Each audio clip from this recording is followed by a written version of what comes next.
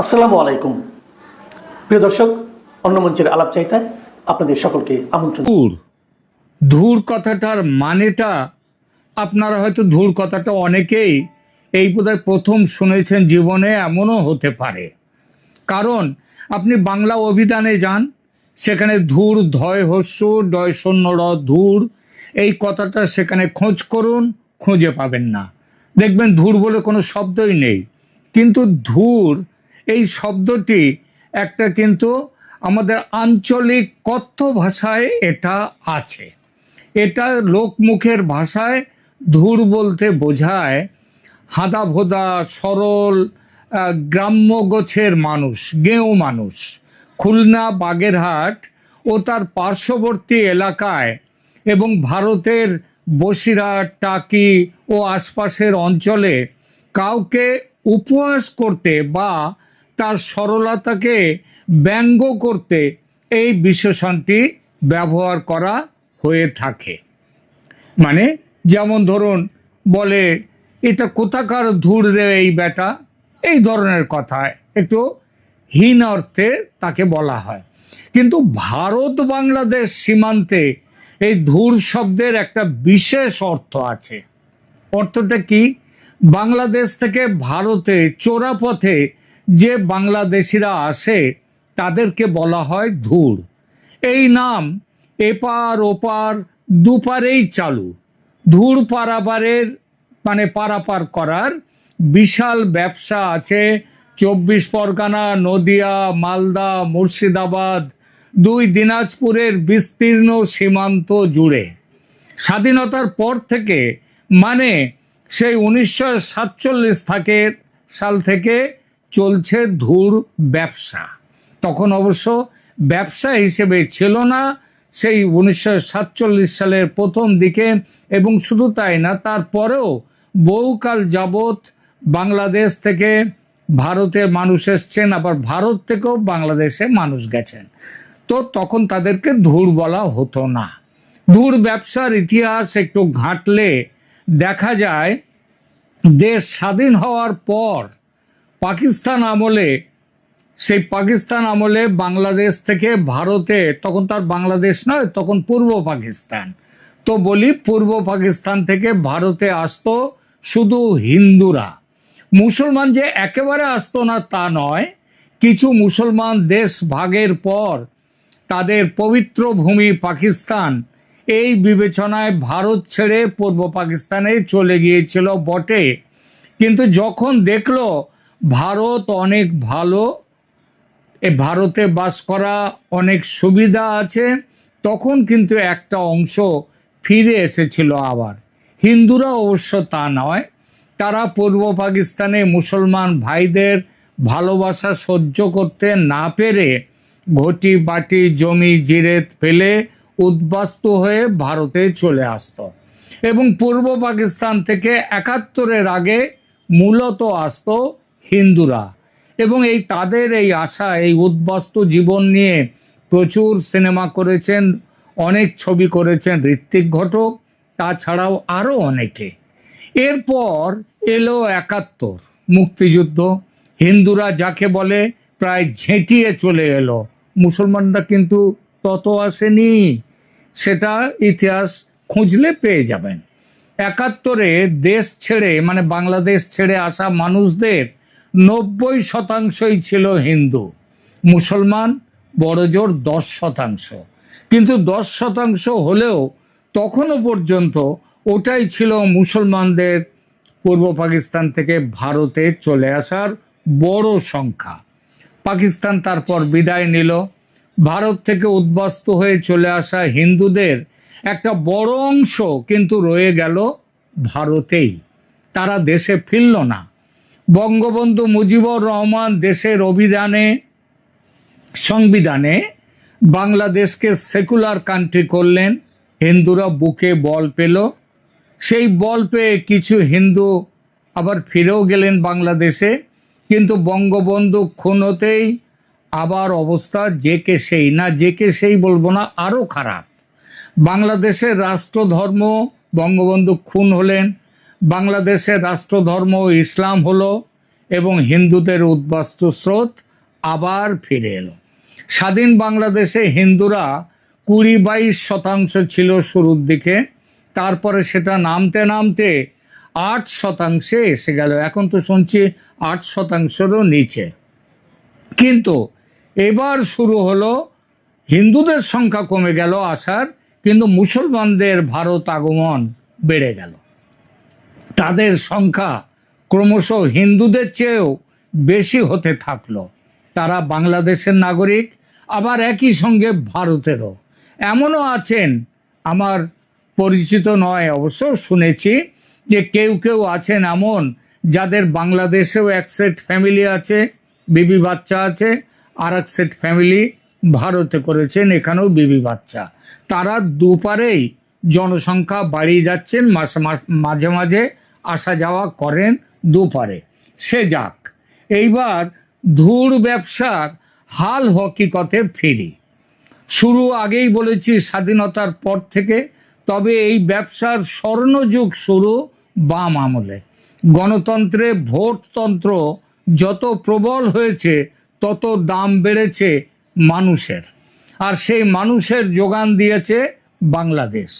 বাংলাদেশ দিয়েছে, আর পশ্চিমবঙ্গ এবং পশ্চিমবঙ্গের থ্রু দিয়ে ভারত সেই তাদেরকে নিয়েছে।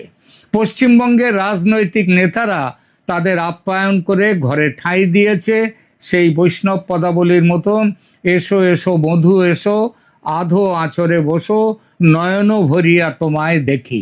তো নয়ন ভরে দেখেন। এপারে আসবার পর তাদের ওই আধার কার্ড তৈরি, আধার কার্ড অবশ্য সেদিন হয়েছে, তার আগে আধার কার্ডের আগে ভোটার কার্ড, ফ্যামিলি কার্ড, অনেক কিছুই তাদেরকে করে দিয়েছে।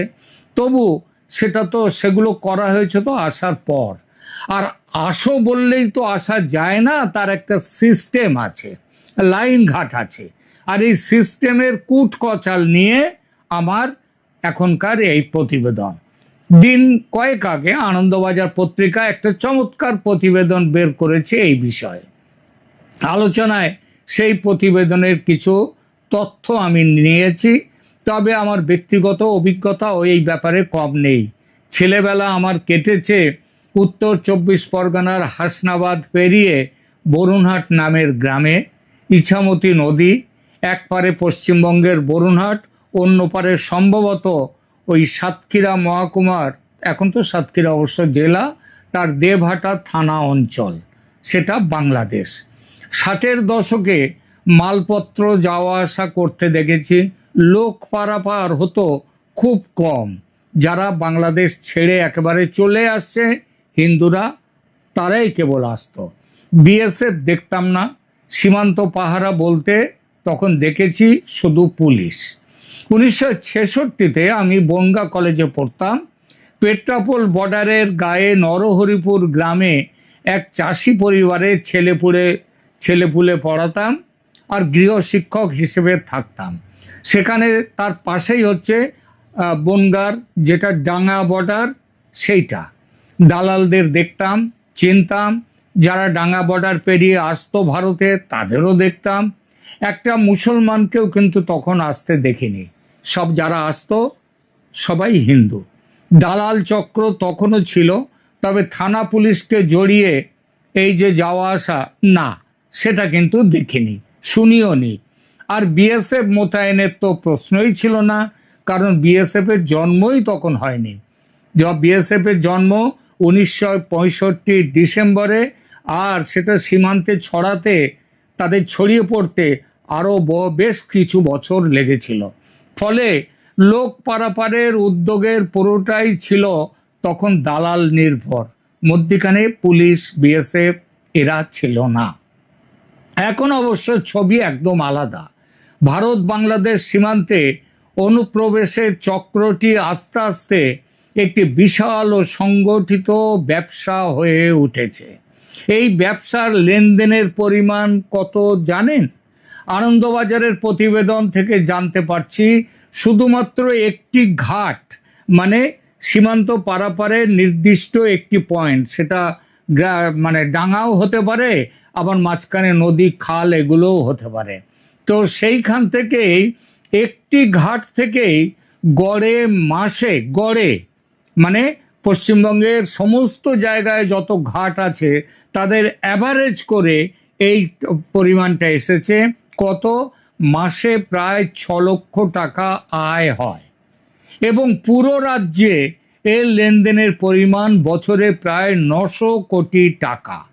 এই টাকাটা কিন্তু টোটাল লেনদেন নয়, কেবলমাত্র ভারতের দালালরা যে প্রাপ্যটা পায় সেই প্রাপ্য অংশের পরিমাণ হচ্ছে বছরে 900 কোটি টাকা।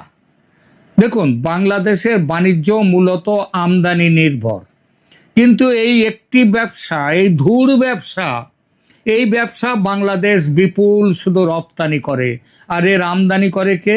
ভারত।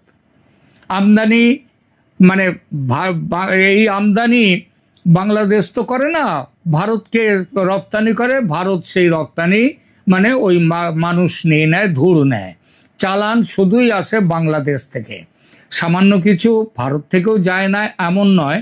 তারা আসলে অবশ্য বাংলাদেশের মানুষ, আগে এসেছে ভারতে, মাঝে মধ্যে দেশ দেখতে কাজে কর্মে ফিরে যায়, আবার ফিরে আসে কয়েকদিন পরে।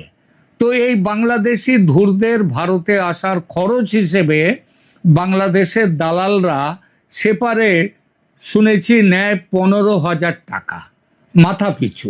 এই 15,000 টাকার মধ্যে বড় একটা অংশ পায় বাংলাদেশের বর্ডার গার্ডস, বাংলাদেশ বিজিবি, আর বাকি টাকা সেখানকার দালালরা, সেখানকার ঘাটপাটিরা তারা রেখে দেয়।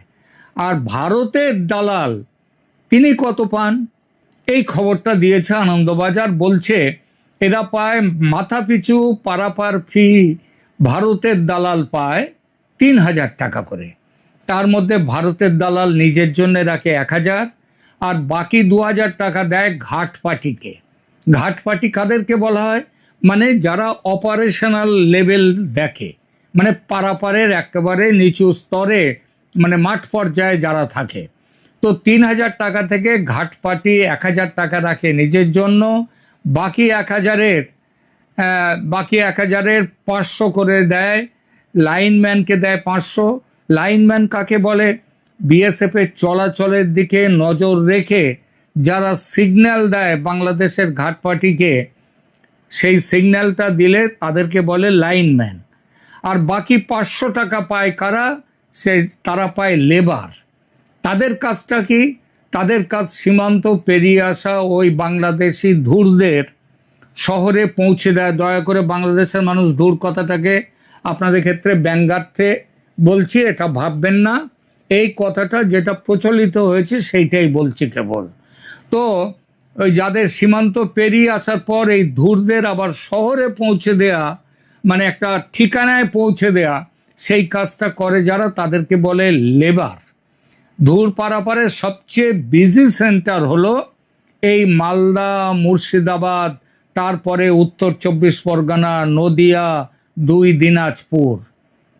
আনন্দবাজারের তথ্য বিশ্লেষণ করলে দেখা যায়, তারা বলছে যে পশ্চিমবঙ্গ সীমান্তে ঘাট পিছু মাসে, মানে এক একটা পয়েন্টে মাসে 6 লক্ষ টাকা ব্যবসা হয় এবং পুরো রাজ্যে বছরে 900 কোটি টাকার আয় হয়। তা এখন তাহলে মোট ঘাটের সংখ্যা গোটা রাজ্যে, ওই ঘাট পিছু মাসে 6 লক্ষ, তাহলে বছরে 900 কোটি টাকা আয় হতে গেলে দরকার হয় পয়েন্ট, মানে ঘাটের সংখ্যা দাঁড়ায় 1250টা। বাংলাদেশের দালাল গড়ে মাথা পিছু 3,000 টাকা দিলে মাসে 6 লক্ষ টাকা আয় হতে গেলে ঘাট পিছু কত মানুষকে পার করতে হয়? মানে বাংলাদেশে ধূর কত এলে বছরে 900 কোটি টাকা ইনকাম হয়? একটু সেই হিসাবটা করা যাক। দেখুন, 6 লক্ষ টাকা মাসে এবং 3,000 টাকা মাসে যারা বাংলাদেশ পার্টি, যেটা ভারতের দালালকে দেয়, তাহলে কতজনকে দরকার হয় একটা ঘাটে মাসে? কমপক্ষে 200 জন। তো রাজ্যে 1250টা ঘাট দিয়ে কত মানুষ তাহলে বছরে বাংলাদেশ থেকে আসে? এক বছরে 30 লক্ষ, গত 10 বছরে 3 কোটি, আর গত 20 বছরে 6 কোটি, আর 1990-এর দশকের মাঝামাঝি যখন থেকে এই অবৈধ ব্যবসাটি একটা সুসংগঠিত ব্যবসার রূপ নিয়েছে, তখন থেকে যদি কাউন্ট করি তাহলে কত হয়? যদি তখন থেকে ধরি, সত্যি বলছি আমার কিন্তু মাথা ঘুরছে। এবং মনে রাখবেন, এই ধুর পারাপার বিচ্ছিন্ন কোনো ঘটনা নয়, বরং একটা নিয়মিত সিন্ডিকেটে পরিণত হয়েছিল। সামনে যারা থাকে সেই দালাল, ঘাটপাটি, লাইনম্যান, লেবার, এদের কথা তো বললাম। এবার শুনুন ভদ্রলোকদের কথা। অবৈধভাবে সীমান্ত পারাপারকারী অনুপ্রবেশকারীদের কাছ থেকে বাংলাদেশ নেয় 15,000 টাকা করে মাথা পিছু। সেই অর্থের ভাগ বিভিন্ন স্তরে পৌঁছয়। ভারতে তো 3,000 টাকা এসে যায় আমরা বলি, এটা পারাপারের জন্য। পরবর্তী কাজগুলো কিন্তু এর মধ্যে নেই। স্থানীয় প্রভাবশালী থেকে শুরু করে, মানে রাজনৈতিক নেতা, অঞ্চল পঞ্চায়েতের প্রধান ইত্যাদিরা, এমএলএ, তাদের থেকে শুরু করে এই অপরাধ চক্রের সদস্যরাও এর মধ্যে জড়িত থাকে। আগেই বলেছি বাংলাদেশ রপ্তানি করে, মানুষ রপ্তানি। তারা হচ্ছে দাতা পার্টি, তারা লোক দেয়, টাকা পাঠায়, তাদের মাথায় দালাল, তার অধীনে ওপারের ঘাট পার্টি, আর পশ্চিমবঙ্গ পারে থাকে এপারের ঘাট পার্টি। বাংলাদেশ পারে বিজিবিকে নিয়ে সমস্যা নেই, তাদের সঙ্গে পাকা ব্যবস্থা বাংলাদেশের দালালদের আগে থেকেই আছে। মাথাপিছু তার পরিমাণ শুনেছি যা, কমপক্ষে নাকি বাংলাদেশের তাদেরকে নাকি 5,000 টাকা করে নেয় তারা। আর যারা ভারতে আসবেন তারা যোগাযোগ করেন কাদের সাথে? বাংলাদেশের মাঠ পর্যায়ের দালালদের সঙ্গে। 15,000 টাকা মাথাপিছু পেমেন্ট। তারপর তাদের পরে বাংলাদেশের ঘাট পার্টির কাছে এলো, টাকা পয়সা নির্দিষ্ট করা আছে, বলেছি বিজিপি সেট করা। অনেকের মতে কি জানেন, বাংলাদেশ সেনায় ভর্তির স্বপ্ন থাকে বাংলাদেশের বেশিরভাগ যুবকের। কারণ তাহলে জাতিসংঘের শান্তি মিশনে তারা যেতে পারবেন, ভালো মতো টাকা আয় করতে পারবেন। আর সেনাবাহিনীর পরেই নাকি চাহিদা বিজিবিতে চাকরির। কারণ পশ্চিমবঙ্গ সীমান্তে পোস্টিং হওয়া মানে সোনার খনি। ধুর পারাপারে বিশাল ইনকাম। ফলে বাংলাদেশে নো প্রবলেম। যে প্রবলেম যেটা, সেটা ভারত পারে প্রবলেম বিএসএফ। পরে আসছি বিএসএফ কি করে, সে কথাই আসছি পরে। ইন্ডিয়ার সাইডে এখন খুব কড়াকড়ি। তাহলে ধুর পারাপার চলছে কি করে? চলছে বিএসএফ এর নজরদারি কোথায়, কখন, কতটা হালকা তার ওপর। আপনারা জানেন বহু জায়গায় সীমান্তে কোনো কাঁটাতার নেই, বেড়া নেই, মানুষ ইচ্ছা মতো ওপার থেকে এপারে চলে আসতে পারে।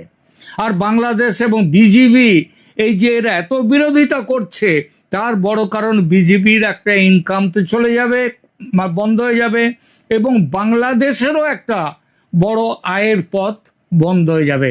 কারণ যারা ওখান থেকে এপারে আসছে তাদের অনেকেরই জ্ঞাতি পরিবার তারা ওপারে থাকে। আগেই বলেছি ওপারে এক সেট পরিবার, এপারেও অনেকের এক সেট পরিবার। তো তাদের তো আবার গ্রামের দিকে, দেশের দিকে টাকা পাঠায়। সুতরাং একটা বড় টাকা রেমিট্যান্স কিন্তু সেখানে হয়। ফলে বিএসএফ এর নজরদারি যেখানে হালকা থাকে, তার উপর নজর থাকে দুদিকের ঘাটপাটির। তারা খেয়াল রাখে, এপার ওপারের ঘাটপাটি খেয়াল রাখে কখন বিএসএফ এর নজরদারি কোন জায়গাতে হালকা থাকে, কোন ঘাটে কখন নজরদারি কম, তার খবর এপারের থেকে ওপারের মানে বাংলাদেশের ঘাটপাটি তারা কিন্তু বেশি রাখে। সেই বুঝে চলে ধুর পারাপার। চলে নয়, ঠিক কথা বলতে গেলে চলতো। কারণ এখন এই মুহূর্তে ধুর পারাপার অতীত হয়ে গেছে, পাস্ট টেন্স। তো এপার ওপারের মধ্যে এই পারাপারের সমন্বয়টা হতো কিভাবে? যেহেতু বাংলাদেশের লোকেরাই সীমান্তে নজরদারির ব্যাপারে বেশি খবর রাখতেন, কারণ ব্যবসাটা তো ইনিশিয়েট হচ্ছে তাদের ওখান থেকে। ফলে তারা ঠিক করতেন কবে, কখন, কোন ঘাট দিয়ে লোক ঢোকানো হবে। সেই মতো সীমান্ত থেকে ঢিল ছোড়া দূরত্বে কিংবা নদীর এপারে নিরাপদ জায়গায় ধুরদের জড়ো করা হতো। সীমান্তের এপারে অর্থাৎ ভারতের পারে এলাকায় ধান বা পাট ক্ষেতের ঝোপ ঝাড়ে ঘাপটি মেরে বসে থাকতেন এপারের লাইনম্যানেরা, ভারতের লাইনম্যান, যাদের কাজ লাইন ক্লিয়ার আছে কিনা সেটা দেখে। অর্থাৎ বিএসএফ এর টহলদারি দল কোন এলাকা থেকে কোন এলাকায় যাচ্ছে, কোন জায়গায় কখন দাঁড়াচ্ছে, কতক্ষণের জন্য নজরদারি রাখছে, সেই খবর এরা নিয়ে ফোন করে সীমান্তের ওপারে পৌঁছে দিত। যেই এপারের সংকেত পেল, ওপারের ঘাটপাটি নিমেষে সীমান্ত পার করিয়ে দিত ধুরদের। পারাপার যে শুধু রাতে হতো তা নয়, সারা দিনে যখন সুযোগ মিলত তখনই হতো। দুপারেই ঘাটপাটি থাকে, মানে যারা নিজের হাতে লোক পারাপার করায়। পারাপার মানে শুধু ওপার থেকে আসা। আগেই বলেছি ভারতের পার থেকে যাওয়ার সংখ্যা খুবই কম। যারা যেত তারা পাকাপাকি যেত না, মাঝে মধ্যে কাজে কর্মে দেশে যেত, আবার ফিরে আসার জন্যে। বাংলাদেশ থেকে ভারতে যারা ঢুকবে তারা ওপারের ঘাটপাটিকে টাকা দিত, মাথা পিছু বাংলাদেশি টাকায় 15,000, এটাই শুনেছি। ঘাটপাটি এপারের সঙ্গে যোগাযোগ করত, ওদের সবার ফোনে ভারতের সিম কার্ড আছে, আবার এদিকেও অনেকের কাছে বাংলাদেশি সিম কার্ড রয়েছে, তাই প্রয়োজনে বাংলাদেশি নেটওয়ার্কেও কথা বলা যায়। কথাবার্তা, টাকার লেনদেন সব ফোনেই হতো। অনেক সময় টাকা আবার বাংলাদেশের বিকাশ নামের যে অ্যাপ আছে সেই অ্যাপেও টাকা ট্রান্সফার করা যেত। পারাপার হয়ে গেলে ঘাটপাটি ধুরেদের নিরাপদ সীমান্তে পার করিয়ে নিয়ে আসার পরে তাদের দায়িত্ব বর্তাতো এপারের দালালদের ওপর। জিরো পয়েন্ট বা নোম্যান্স ল্যান্ড থেকে ধুরদের নিকটবর্তী বাস স্ট্যান্ড বা রেল স্টেশনে নিয়ে যাওয়া, সেখান থেকে বাসে বা ট্রেনে চড়িয়ে দেওয়া, শিয়ালদা, হাওড়া বা বিধাননগর রোড স্টেশন বা অন্য কোনো শহরে তাদেরকে পৌঁছে দেওয়া। সঙ্গে একজন লেবার যেত। এই লেবার হচ্ছে পথ প্রদর্শক, তিনি এসব হচ্ছে এপারের দালালের এবং তার যে ঘাটপাটি তাদের দায়িত্ব। অনুপ্রবেশের পেছনে বাংলাদেশের সীমান্তরক্ষী বাহিনী বিজিবির বড় ভূমিকা ছিল বলে সব এপারের দালালরা জানাচ্ছে। বিএসএফ এর কোনো ভূমিকা কোনোদিন ছিল না। সীমান্ত এলাকায় একসময় সক্রিয় ছিলেন এমন বহু দালাল জানাচ্ছেন, বছর 10 আগে থেকে চোরাচালান বা অনুপ্রবেশে বিএসএফ এর যোগসাজশ কমতে শুরু করেছিল, মানে তার আগে ছিল। বিজিবির মতো বিএসএফও আগে একই রকম টাকা খেত, কিন্তু বছর 10 আগে থেকে অবস্থা বদলাতে শুরু করে। গত 5 বছরে বিএসএফ এর সঙ্গে এপারের দালালদের কোনো চুক্তি হয়নি বলে আনন্দবাজার রিপোর্ট করেছে। বিএসএফকে ফাঁকি দিয়ে আনতে পারলে ব্যবসা হবে, আর ধরা পড়ে গেলে কিছু করার থাকতো না, টাকা মার যেত, এমনকি ওপারকে টাকা ফেরত দিতে হতো। ব্যবসা শুধু দালালদের বন্ধ হয়নি, সীমান্ত এলাকায় অনেক পঞ্চায়েত প্রধান, পুর প্রধান, এমএলএ তাদেরও ব্যবসা বন্ধ হয়েছে। কারণ সীমান্ত পেরিয়ে ভারতে ঢুকলেই তো কাজ শেষ হয়ে যেত না। এদেশে পাকাপাকিভাবে থাকার জন্য নানা নথি, Aadhaar card, voter card, PAN card জোগাড় করতে হতো, আর সেই সব কাজ করে দিত পঞ্চায়েত এবং পুর প্রধানরা, কাউন্সিলররা। এরা টাকার বিনিময়ে বানিয়ে দিতেন জন্মের ভুয়ো শংসাপত্র, বাসিন্দার শংসাপত্র মানে ডোমিসাইল সার্টিফিকেট ইত্যাদি। তো এই হলো ধুর পারাপারের বৃত্তান্ত। ভারত সরকার জানে না এদেশে কত ধুর এ যাবৎ এসেছে। কেউ বলেছেন সংসদে 1.5 কোটি, কেউ বলেছেন 2 কোটি, কেউ বা বলেছেন 2.5-3 কোটি। হিসেব কিন্তু বলছে বছরে 900 কোটি টাকা আয় হলে মাথা পিছু 3,000-এর হিসাব করে দেখুন, তাহলে 3 কোটির ডবল হলেও ভিড়মি খাওয়া যাবে না, হিসাব তাই বলে। কিন্তু বাংলাদেশের অনেক গ্রাম নাকি এখন জনশূন্য হয়ে যাচ্ছে, মানে সেখানকার মানুষ খুব কমে যাচ্ছে। কথা আমাকে বলেছেন একদল বাংলাদেশি ধুর। হাওড়া থেকে মুম্বাইগামী দুরন্ত এক্সপ্রেসের 3 টিয়ার কামরায় আমি আসছিলাম, আর সেই কামরায় বাংলাদেশি ধুরে ভর্তি ছিল। একটি অল্প বয়সী বধূ, 3-4টি বাচ্চা নিয়ে আমার সহযাত্রী ছিল, সঙ্গে তার স্বামীও। তার বাড়ি সাতক্ষীরায়, মুম্বাইতে আছে 7-8 বছর। দেশে গিয়েছিল বাবা মারা গেছে বলে। সে বেশ জোর গলায় আমার প্রশ্নের উত্তরে বলেছিল, আমাদের গ্রামে আর লোকজন নেই বেশি, সব ইন্ডিয়ায় চলে যাচ্ছে। আপনি কি ভিড়মি খেলেন? খাবেন না। আমিও মিথ্যে বলছি না, একান্তই সত্যি, সকর্ণে শোনা। কি ভাবছেন? ভাবছেন যে আপনি এত মানুষ এপারে এসেছে? কি ভাবছেন প্রিয় দর্শক, কমেন্ট করে